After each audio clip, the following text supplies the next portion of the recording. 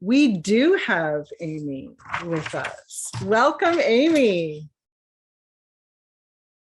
Hi. Hey. So I would like to introduce you to our guest speaker and my friend, Amy Engelmark. So we are fortunate to have Amy come and spend some time with us. She's currently the president, as I've mentioned, of Toastmasters in the Comox Valley, and is a sought after coach, speaker, and writer. In fact, her debut book is about to be released, entitled From Burnout to Bliss, the 21-day plan to boost health, wealth, and happiness. Balanced business development is at the heart of how Amy guides her clients to build business without sacrificing happiness and health. She's coached and educated more than 1,000 leaders, from healthcare to wealth management, to public relations, just to name a few. So she is beloved by those who have had the privilege of being coached by her. She brings great energy to every situation, creates a safe space with whomever she's with. And so I'm delighted to invite you to meet our friend, Amy Engelmark. Amy, welcome. Thank you. I feel like clapping for Lori. Okay, thank you for such a lovely introduction. I really appreciate it. Let's see here. Okay, so if you want to see everyone, you can look at everyone. If you want to just look at me, you can switch to speaker view. Maybe you're already there. And I want to invite, before I start, I want to invite as many of you who might be comfortable getting out of your shells to open up your video so that I can see your faces, because then it's really like we're in the same room. So if you don't mind, that would just make me so happy. And if you do mind, that's okay with me too. Today, I'm going to share with you some secrets that are common knowledge to some people and really blind spots to a lot of us, that are speaking skills that equip you with the confidence to be able to make the money you want to with this training you're in, and also the impact that you want to make, the meaningful impact you want to make in the world. So imagine with me for a second a group of pure white horses and a group of zebras, and they're coming onto this gorgeous green field to play soccer. And they're all excited, and they're all really keen to get going, to get started in this game. And we start noticing some things about the white horses. They're so pristine.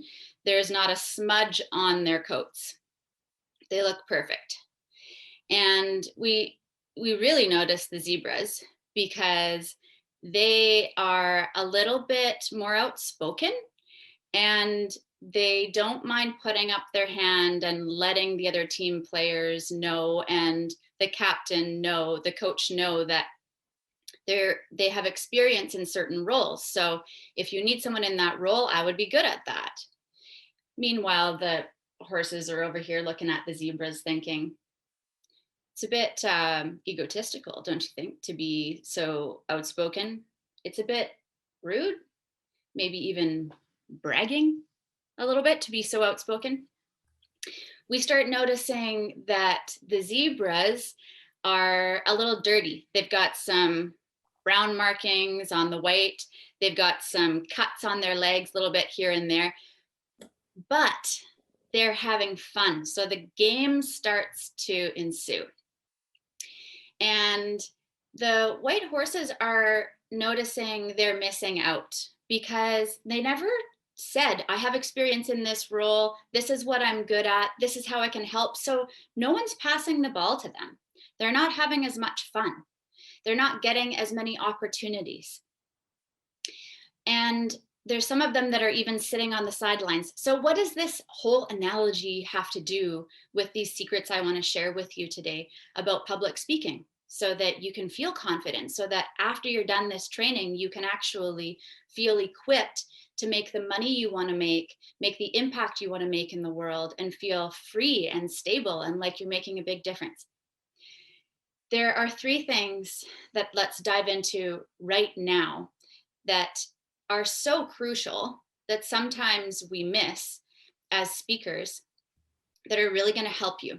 So the first is, you can see my top. This dress is so awesome. This is me being authentic, the authentic zebra for you today, for your viewing pleasure. The zebra to me is the person as a public speaker who is willing to be herself or himself in front of a group, or maybe in front of an employer, or in front of the people who you want to hire you. Knowing that your authentic, unique differences are what actually set you apart. And as a speaker, if you give yourself permission to be courageous and bold and different, then that sets you apart and makes you more attractive to the people who are attracted to your energy, right? Who can relate to you. If you don't open up as a speaker, then people can't connect with you as a real person, because you just become like everyone else, like the white horses who wanted to fit in. They didn't want to stand out. So my encouragement for you is, as you're speaking, even if you feel uncomfortable, get in the practice of giving yourself permission to speak the way that you would speak. And obviously in different social settings, we have to be aware and wise about that type of group of people. But being yourself is very attractive. And we'll talk more about how to be more of yourself and give yourself permission to be fully you, because the clients that I've worked with, I help them overcome really unlimiting beliefs that maybe you might have, that you've carried around with you for possibly years, that actually hold you back from being able to speak up, period. Step number 2. You ready for the secret? Number 2 is to be imperfect.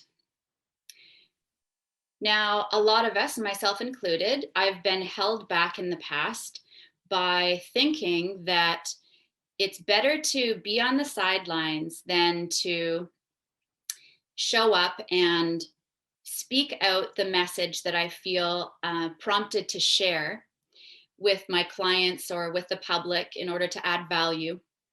It's more important to just work away feeling like I'm doing important work on the sidelines in my business life or professional life, instead of showing up and looking stupid, or showing up and failing, feeling like I'm a failure. That's a really big fear that a lot of us have to overcome. Last year, I became aware that I had this belief that whatever I put out into the world to help, it needed to be perfect, and it needed to be done perfectly the first time that I put out that information, which can add a ton of pressure that's unnecessary in our lives, and stress that we don't need to deal with, because we've got a lot of stress that we're already dealing with. We don't need to add more to our plate. So that second point, let yourself be imperfect for a reason. Remember, like, we can motivate ourselves to get out of our comfort zones and have more fun, because we're actually engaging with the people who are going to make your life so much more enjoyable, because you decided to take action instead of letting your fears hold you back, which is such a waste of time. Who's ever done that? Ever wasted a lot of time? Yeah, because you're just listening to your fear instead of believing in yourself. The third secret is to speak up. Speak up like some of those zebras were doing. And some of you might be thinking, if I speak up, isn't speaking up and telling people about my expertise and how I can help them, isn't it cocky? Isn't it egotistical? Isn't it self-serving? That's a big one. But it's not. It's the most generous thing you could do, because then people can find you. And if we don't practice our speaking skills, we're not going to feel more comfortable. So as we allow ourselves to speak up and we perceive speaking up from through a different lens, then you can help the people who have the very issue that you are great as a digital marketer at solving, but they can't hear you if you don't speak up. So start trusting and assuming that people want to work with you. Someone's going to want to hire you because you are authentic. You are not afraid, or maybe you are afraid, but you're still choosing to be courageous and bold and move forward imperfectly, allowing yourself to make mistakes. And they were able to find you, whether you're going to be employed after this or you're going to start your own business like I have. They have to hear about you. And people need to be able to trust you. You're going to be soon, if you're not already, in a business where building relationships is key to your success. So be willing to speak up knowing that you're actually offering a gift. Remember the analogy of the horses and the zebras. If you don't put up your hand and say, hey, I'm good at this, you can trust me. This is what I've had experience with.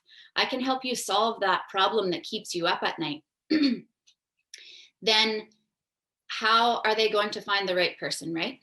So my encouragement for you is to open your mouth and trust that every time you practice, whether you feel confident right now as a public speaker or not, speaking with one person or many, you will get better and better. And you just need 10 seconds of courage. Those 10 seconds of courage, when you practice them and you open up your mouth, believing in yourself, will start shrinking your fear so that you grow bigger than the very thing that you thought was bigger than you. In summary, remember these 3 points and try and remember the dirty zebra who is louder than the rest. Okay, so the first point is to give yourself permission to be yourself. When I first started my business, it was more boring because I was trying to be like every other professional and fit into a box, even with what I was wearing, even with what I was sharing. So if you want to have fun and you want to experience abundance in this professional life of yours and personal life, be more of yourself. That will be attractive to the right clientele and the right organization who you're going to work with. 2, my previous coach said, go ugly early. So let yourself get a little bit dirty in this process. You're going to have so much more fun. Mistakes don't mean you failed. They mean that you're learning something new. And 3rd point, speak up to serve. When you speak up, you're serving, you're being generous. It's the most generous thing that you could do. Then people can find you. Now I'm going to open up our time together for questions. And also, if you want my notes from today, talk about preparation. I was sitting in bed last night and I told my husband, I've got the idea. I'm going to talk about zebras. And I had a very clear structure of what I was going to share with you, but it wasn't as fun as how I wanted to make it. So preparation, like Lori said, is key, and we can do it anywhere. We can do it as we're falling asleep. We can do it while we're on the road, while we're walking our dog, whatever. Prepare, prepare, prepare. And when you prepare, you actually have more fun when you're presenting. So like I said, I have notes for you, and I'm more than happy to share them with you. And in the notes are my contact information if you want to contact me and pick my brain about something that I've shared today. I'm happy to get on a call with you. And there will be reflection questions at the bottom of my notes that we'll discuss today in our time together. So if you have a question, please feel free to raise your hand. I think Sank is biting at the bit there. Oh, there he is. Oh, still on mute, Sam. I got the answer also. Yes, I forgot the first part. Like, the three things I forgot the first one. So, you recapped it. So I remembered. Now I'm fine. Oh, great. Be yourself. Yeah. Be your authentic self. Be more of you instead of trying to fit in. And the truth is that there's no competition. So there's how many people here in this class? Maybe 2, 4, 6. We've got about 12 or 13 students. Right. There's actually no competition between you and the other people in this class, or you and anyone else in the Comox Valley, or you and anyone in Canada or worldwide, because there's no other you. And so your job is to be the whole version of you as much as possible, so that you remember who you are and you can stand out for the right people, right? Mm. Questions for Amy?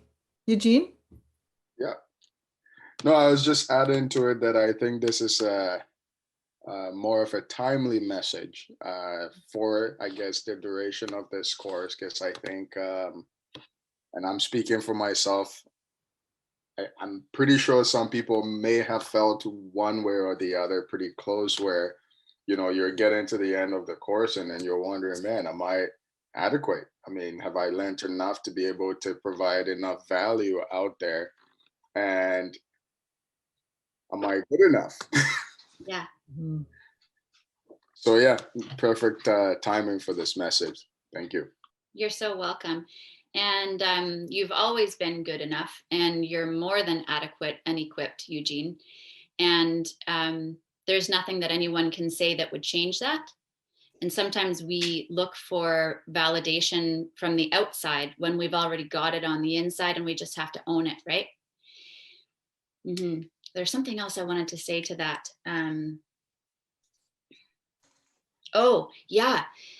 Eugene and everyone, there's gifts that you have that you might not even know are your gifts, because they come so easily to you. You think they're easy for everyone. And those are so highly valuable to the people you're going to serve. And when we value those unique things about us, we can speak to the value that they provide in our clients' lives and how they would help to solve our clients' problems. But sometimes we are blind to the very gifts we carry, because we think, well, that's not right that I should charge for that. That's so easy for me. But it's not the truth. It's highly valuable to the people who need your service. Time and time again through my work, we get it in our sessions, we get into these conversations about, well, I really didn't think that I, bless you, that I would, that was worth valuing because it came easy. I didn't have to work hard at it. Mm-hmm. And so we value it less.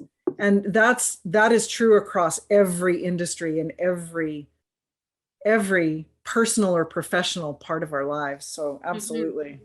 I remember a couple of years into building my coaching practice, I started hearing clients say to me,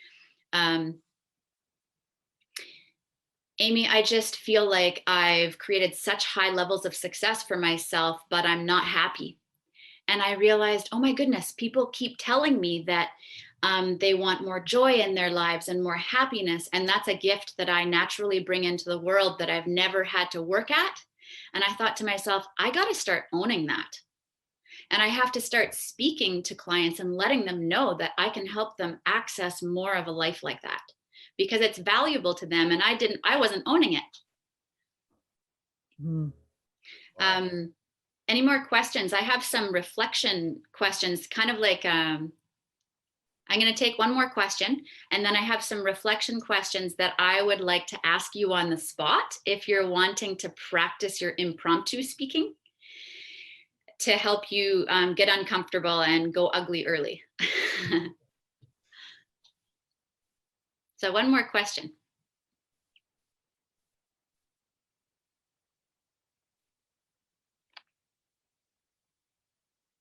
I have a feeling there's one, and it's somebody who doesn't want to take up space because they want to give room for someone else to ask a question. Hey, Amy, I was just wondering, your credentials, what do they consist of? Do you have a degree in anything? I have a degree in 20 years of marriage. Yeah, which is wonderful. I'm just wondering. And I also, no, I'm not offended at all. I also have professional coaching training for sure. Yeah. But I think it's really limiting when we just look at our formal education. It's very limiting. I was just curious. Oh no, it's good. And I'm still answering you. But you are a Toastmaster. That's the Yeah, definitely. Degree in itself, yeah. I've been in Toastmasters for about 5 years, married for about 20, recovered from a lot of, it's really interesting. I started answering that question very differently, Bill, because there's so much vast experience that we carry in our lives that serves the people that we work for, that we undervalue, like we were just talking about. And even some of the things that I've overcome, like some healing that I've gone through, has really equipped me to serve my clients powerfully because of the inner work that I've done in my life. But professionally speaking, yes, coaching training with the International Coach Academy. There's many different professional coaching certifications that you can get. And then tons and tons of events and conferences and workshops and books and hours That's and hours. wonderful. And I never meant it as a slight in any way. I think you're amazing. You're very inspirational. So I was just wondering, I was curious. You don't have to apologize. I didn't take offense, and I love being asked questions. Mm-hmm. Yeah. So most of these technical techniques, what did you gain from Toastmasters? What you said today? What you talked about? I'm just thinking about your question. I would three say things. The three things you spoke. The three things I spoke. Yeah. Did you get it? Because I feel like you are a Toastmaster. You all do a lot of technical speak, like you do a lot of technical speaking and stuff. Like you speak and somebody monitor your speak and give you feedback. I've been to one of them, but if you have been there for a long time, I think I would say Toastmasters has definitely impacted my life in some really wonderful ways, mm-hmm. and helped my speaking skills transform dramatically. Yeah. And then the actual points, I would say they come from my personal life as well as what I help my clients, how I help my clients improve. Because some of the main opportunities we have in our work lives have to do with our confidence as a communicator. And so whether they are talking to their boss or their colleagues or their direct reports or their team, their staff, we need to learn how to communicate. And I could go on and on. Wow. But speaking of Toastmasters, tomorrow, 12 to 1, we have a contest in my club. So if you'd like to see some people speaking in a contest, that might be really fun. You're all welcome to attend. And you're all welcome to be a part of the group that I am the president in. It might be really, it would be very beneficial to. Is it on Zoom? What's that? Is it on Zoom? It is. Oh. Mm-hmm. Yeah, reach out to me and I can send you the notes and that link. Here, I'll put my email, but if you want to reach out to me for the notes, just let me know. How are we doing for time, Lori? We're going to need to look at our timekeeper for that, Sean. I'm going to have to acknowledge my failure at resetting my clock here. So we've got, I don't know. I think we've got about 7 minutes. 7 to 12 minutes, I would say. Yeah. Okay, so let's have some fun and apply what you've learned today. In Toastmasters, we have this portion of the meeting called Table Topics, and it's basically 1 to 1.5 minutes. And I don't think I'm going to time you. It's just for practice. Okay. So no pressure. Where we practice speaking just impromptu, and it's great for building your skill set, right? So I have 2 questions, and you in our group, you're allowed to lie, cheat, or steal. So if you want to change my question a bit, you can. Or if you're second and you want to steal the first person's question, you can. So the first question is, if I felt more free to be me and fearless, I would. If I felt more free to be me and fearless, I would. Anybody want to take that one?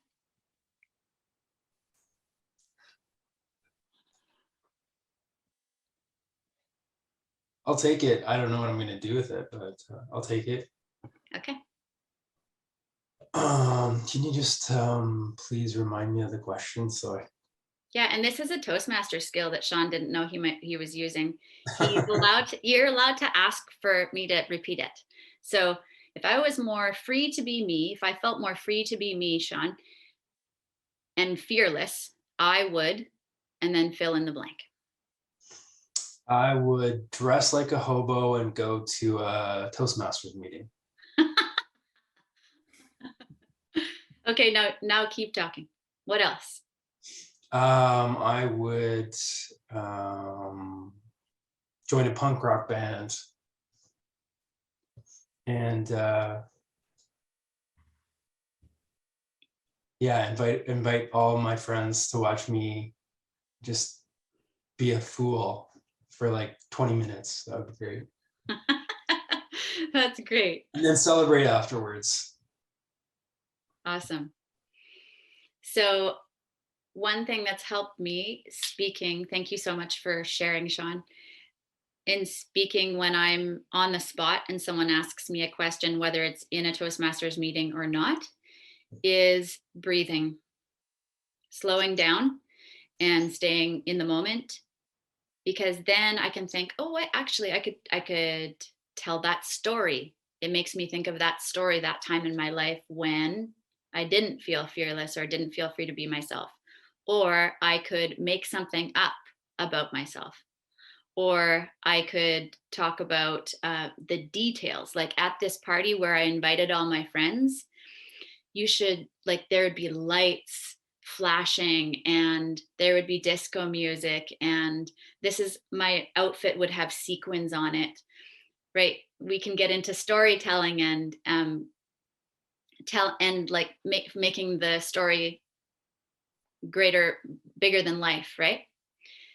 It's fun. I would love to be able to teach you more, but we only have a limited amount of time today. So let's have one more question. If I knew I wouldn't fail, I would, and then fill in the blank with the action that you would take, and try and speak for a minute. If I knew I wouldn't fail, I would.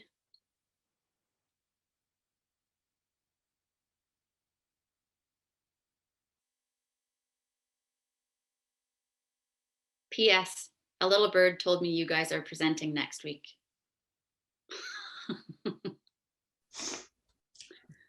So this is good just to get over jitters. Johanna just unmuted. Yeah, I did. Let's go for it.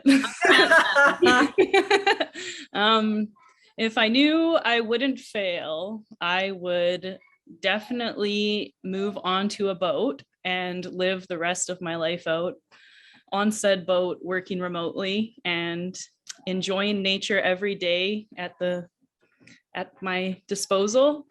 I would raise my kids on the boat and give them the beauty of nature as well in their day-to-day life. And I would probably ultimately be extremely happy on that boat. And yeah, but I don't think it's a minute, but it might be close to, hopefully. That's wonderful, you guys. Johanna or Joanna? Johanna. Johanna, great. And Sean, thank you guys so much for being courageous. 10 seconds of courage. Work with that one, right? Good job. So remember, it's okay to get dirty be that zebra who's dirty, and speak up so that people can find you and you can help more people in this life. By the way, Johanna, we lived on a sailboat, and I had my first baby in who lived in the bow for about 3 months until it became too tight. That's so awesome. Yeah, thanks for having me, everyone. And I really had fun with you. And I know that you're going to do amazing in your work, and you're going to help so many people. Thank you so much, Yes. Thank you very much, Amy. everyone. Yeah, thank you so much, Amy, for giving us some of your time. And you know, my all my spidey senses started pinging when you offered at the beginning of your presentation that it's okay not to be perfect. And I wish you know, if there's anything that we take away from any of these days together, that it's okay to not be perfect. That's a life lesson for absolutely every area. So I so appreciate you saying that. Thank you. You're welcome. Thank you. And Amy has put her email address into the chats, I see. So you can connect with her if you have further questions. Thank you so much, Amy. It was wonderful.